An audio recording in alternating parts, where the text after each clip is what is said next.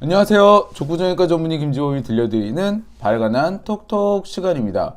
네, 오늘의 주제는요. 발목 불안정성이 동반된 발목 골절의 치료 사례에 대해서 말씀드리려고 합니다.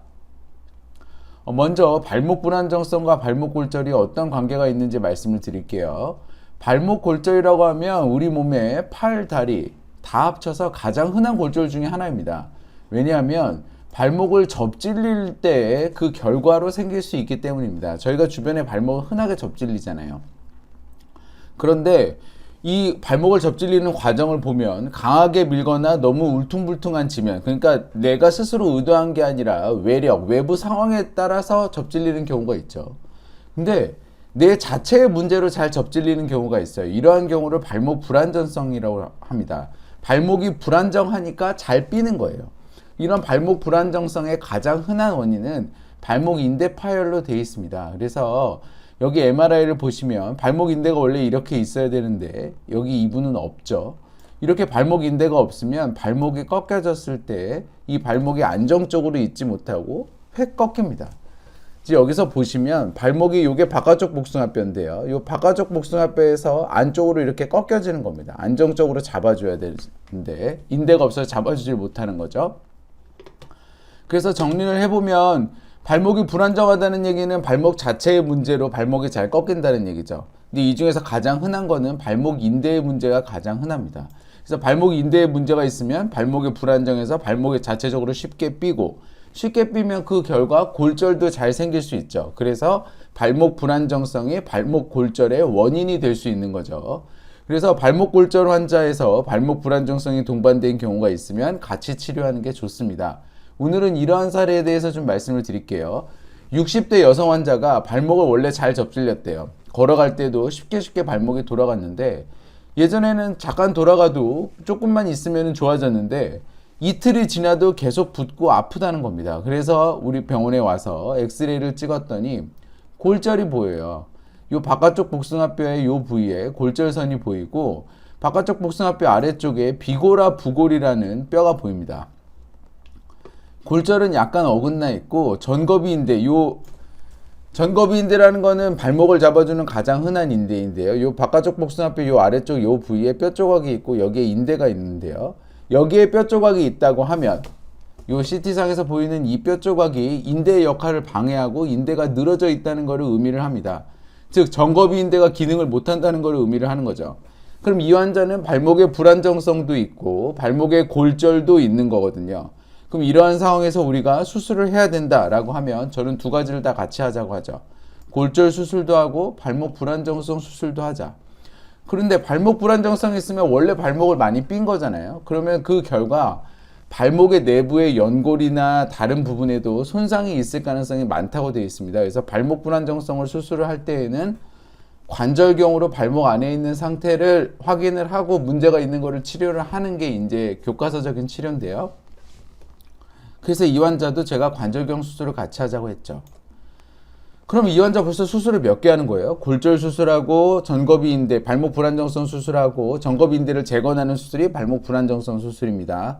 그리고 관절경 수술까지 세 가지를 하는 거잖아요. 그러면 순서를 어떻게 잡느냐가 제일 중요합니다. 순서는 먼저 관절경 수술을 저는 먼저 했고요. 그 다음에 골절 수술했고 인대 수술의 순서로 진행을 했습니다. 관절경 수술 같은 경우에는 발목에 불안정성이 있는 경우에 다른 손상이 동반돼서 제가 많이 한다고 그랬잖아요.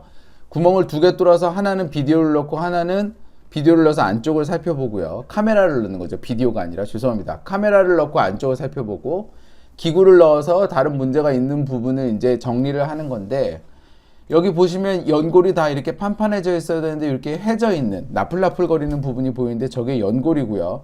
발목이 자꾸 삐니까 저 부위가 자극을 받아서 연골이 저렇게 나풀나풀하게 퍼진 겁니다. 그리고 이렇게 올처럼 연골이 이렇게 꼬부라져 있는 모습도 보이고요. 이런 것들을 이렇게 정리를 해주는 기구를 통해서 싹 정리를 해줬습니다. 그 다음에 두 번째로는 골절 수술을 했어요. 골절과 인대 수술 뭘 먼저 해야 되냐? 뼈가 딱딱하기 때문에 뼈 같은 경우에는 우리가 이제 고정을 해주면 정복을 하고 고정을 해주게 되면 나사나 철판으로 고정을 하기 때문에 단단하게 고정이 돼요. 그래서 그 다음 조작에 큰 영향을 받지 않습니다. 근데 인대는 물컹한 살을 저희가 실을 통해서 잡아서 당겨주는 거거든요. 그래서 이런 상태에서는 인대 수술을 먼저 하고 골절 수술을 하면 조작을 하다가 내가 맞춰놓은 인대가 늘어날 수 있어요. 그래서 순서는 골절 수술을 먼저 하고 그 다음에 인대 수술을 해야 됩니다. 그래서 이 환자는 골절 수술을 먼저 했어요. 먼저 골절 부위에 절개선을 넣고 골절 부위를 맞췄습니다. 그리고 핀 2개로 움직이지 않게 고정을 했어요. 그러면 이게 끝이냐? 그게 아니고 고정을 한 다음에 요거를 위아래로 눌러줘야 얘가 벌어지지도 않고 압박이 되면서 빈 공간이 없어지겠죠. 그래서 이러한 압박을 해주기 위해서 나사와 이 철끈을 이용을 해서 압박을 해줬습니다. 그 다음 마지막으로 발목에 인대 수술을 했죠. 이 환자는 인대가 늘어져 있으면서 안쪽에 요 뼈 조각에 있어서 인대가 움직이는 것을 방해한 거거든요. 그래서 먼저 이 비고라 부고를 제거를 하고요. 실이 달린 나사를 이용을 해서 그거를 뼈에 삽입을 한 다음에 그 나사가 그럼 밖으로 나오거든요. 그걸로 요 인대를 걸어가지고 당깁니다. 그럼 늘어져 있는 인대가 팽팽해져요. 그 상태에서 이제 뼈에 고정을 할 수가 있는 겁니다. 그래서 늘어진 인대를 당겨서 붙이는 과정이 대부분 이 실이 달린 아주 작은 나사를 이용을 해서 하기 때문에 단단하게 고정을 할 수 있습니다. 그래서 이렇게 발목 불안정성과 동반된 발목 골절의 과정 및 재활 그리고 결과를 말씀드리면 먼저 3박 4일 입원해요. 그리고 발하고 발목을 마취하고 저희가 재워드립니다. 마취는.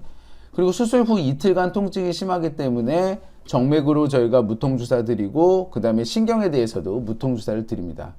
수술 후 4주는 통기부스랑 목발을 하고요. 6주는 보조기랑 재활을 해서 총 2달에서 2달 반간의 그 재활 과정이 필요를 하고 2달 반 이후에는 잘 걷고 잘 씁니다.